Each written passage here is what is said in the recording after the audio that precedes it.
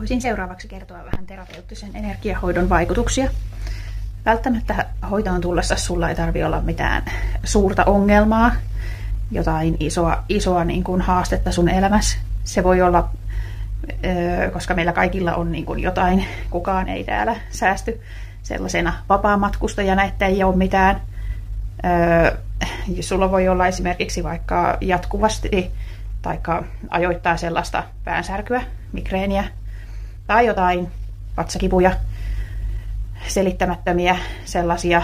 tai mitä tahansa tällaisia niin kuin kehollisia oireita tai vaivoja, jotka niin kuin vie sulta niin kuin sellaista elämän energiaa ja jaksamista. Hoito ohjautuu aina sen hetkisen tarpeen mukaan. Sitä ei tarvitse tietää eikä tarvitse sanottaa, että mihin tarvii sitä niin kuin, apua, vaan se voi nousta pintaan siinä keskustelun aikana, että mikä se haaste oikeastaan on. Ja se, että hoidon aikana keho rentoutuu ja energiajärjestelmä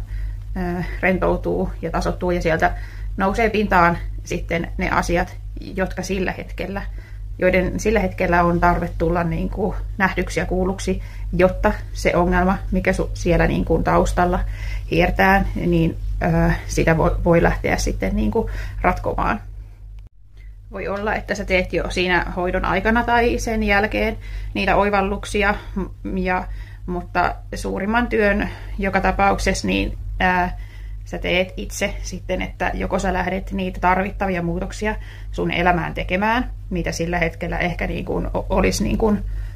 tarve tehdä, ja ne asiat, mitkä nostetaan pintaan, niin jää kuitenkin niin kuin sillä tavalla, että sä itse päätät, että joko sä lähdet niitä viemään toiseen suuntaan tai sitten annetaan asiat olla niin kuin ne on tähänkin asti, mutta